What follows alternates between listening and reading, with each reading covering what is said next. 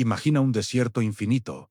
Hace miles de años, el sol golpea la arena. En algún lugar, un escriba talla símbolos en una tablilla de arcilla. En otro, un artesano da forma a la figura de un ser poderoso, un dios llegado de las estrellas. Estas no son solo imágenes de un pasado remoto, son las piezas de un rompecabezas que podría cambiar por completo nuestra comprensión de quiénes somos y de dónde venimos. Hoy, en Entre Luces y Sombras, abrimos una nueva serie, la Biblia decodificada, en la cual no vamos a hablar de fe. Vamos a hablar de un informe. Dejaremos de lado la teología y nos centraremos en el texto, en lo que está escrito, letra por letra, en el libro más influyente de la historia, la Biblia.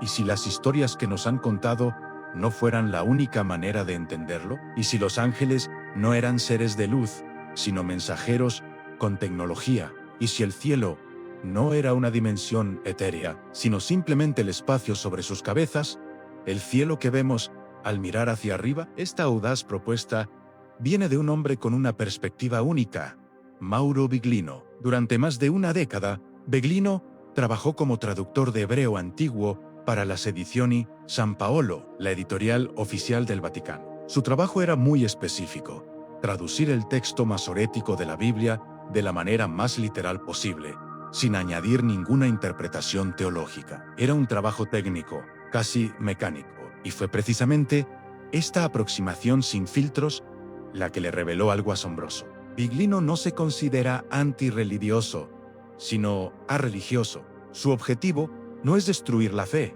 sino leer el texto como lo que es, la crónica de eventos antiguos, descritos por personas que no entendían la tecnología que presenciaban. ¿Cómo llega a estas conclusiones tan radicales? A través de un método engañosamente simple que él llama hacer como si.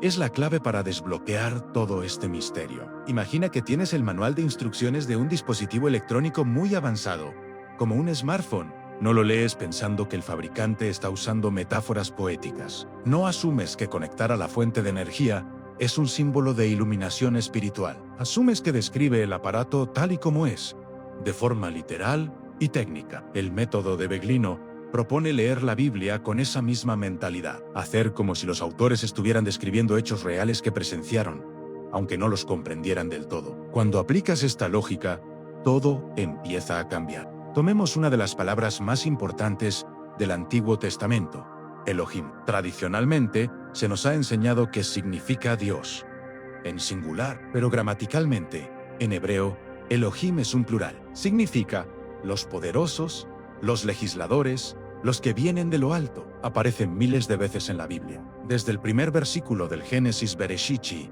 bara Elohim, en el principio, los Elohim intervinieron, no un Dios, sino un grupo. Solo este cambio de traducción hace que todo el paradigma monoteísta se tambalee. De repente, la Biblia no habla de una entidad única y omnipotente, sino de un grupo de individuos poderosos con su propia agenda y jerarquía. Las consecuencias de este método son enormes. Conceptos que creíamos entender se transforman por completo. El pecado original, por ejemplo, deja de ser una falta moral contra un Dios espiritual. Se convierte en la ruptura de un contrato, la violación de una regla impuesta por estos legisladores, los Elohim, a sus súbditos. Y la salvación ya no es una cuestión del alma después de la muerte. En el contexto del Antiguo Testamento, se convierte en un asunto de alianzas militares, de pactos territoriales y de supervivencia física aquí en la tierra. Es un cambio de perspectiva total. Ahora, vayamos a uno de los momentos más cruciales de la creación,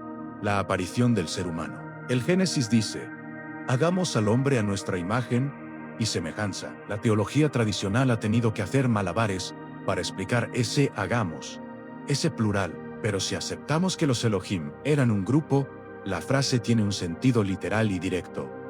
Pero la pregunta se vuelve aún más profunda: ¿a imagen de quién? Si Dios es un espíritu invisible y sin forma, como nos dice la teología, ¿cómo puede tener una imagen y una semejanza físicas? Es una contradicción. La respuesta literal, aplicando el método de Biglino, es simple.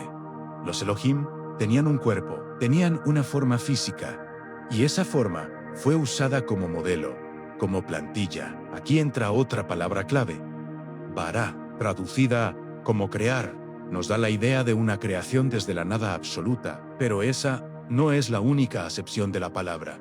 Biglino demuestra, con múltiples ejemplos del propio Antiguo Testamento, que bara a menudo significa intervenir sobre algo que ya existe, modificar, dar forma. No es crear, es fabricar. Y esto conecta de forma asombrosa con los relatos sumerios mucho más antiguos que hablan de los Anunnaki, unos seres que llegaron a la Tierra y que para crear trabajadores tomaron a un homínido local y manipularon su genética mezclándola con la suya. La Biblia parece contar la misma historia, pero de forma más resumida. ¿Y quién era Adán? En hebreo, el texto a menudo dice el Adán. Con el artículo el no es un nombre propio, es una categoría, significa el terrestre, el hecho de la tierra. Se refiere a una especie, o al primer grupo de esa nueva especie modificada. La famosa historia del jardín del Edén se reinterpreta entonces no como un paraíso idílico, sino como un laboratorio, una reserva biológica o un campo de pruebas. Era un entorno controlado, donde el Adán fue puesto a trabajar y a prueba. ¿Y el famoso árbol del conocimiento del bien y del mal? Deja de ser una simple prueba de obediencia. Se convierte en el símbolo de la adquisición de autonomía, conciencia y, crucialmente, la capacidad de procrear de forma independiente, algo que los fabricantes, los Elohim, inicialmente no querían permitir para mantener el control sobre su creación. Llegados a este punto, quiero ser muy claro, el propósito de este análisis no es atacar las creencias de nadie, no es decirte en qué debes o no debes creer. El objetivo es empoderarte a través del conocimiento directo de las fuentes. Durante siglos, nos han pedido que creamos, nos han dado la interpretación ya digerida. Ahora, por primera vez en la historia, gracias a traductores como Biglino y al acceso a la información, tenemos las herramientas para leer y entender por nosotros mismos. La pregunta ya no es, ¿crees?, sino, ¿qué lees? La verdad, sea cual sea, no debería temer al escrutinio. Si esta exploración te ha parecido fascinante, te invito a formar parte de esta búsqueda. Únete a esta comunidad de exploradores de la verdad. Suscríbete al canal y activa la campana para no perderte ningún episodio de esta nueva serie. Y lo más importante, comparte tus ideas en los comentarios, ya que son el motor de este canal. Y prepárate, porque esto es solo el principio. En el próximo episodio, vamos a profundizar en la figura más controvertida de todas, Yahvé, el comandante de los Elohim. Analizaremos su perfil psicológico, tal como lo describe la Biblia. Un líder militar, a menudo celoso, posesivo y violento, muy lejos de la imagen del padre amoroso que la teología posterior construyó. Va a ser revelador, no te lo pierdas. Gracias por acompañarme en este viaje, en Entre Luces y Sombras.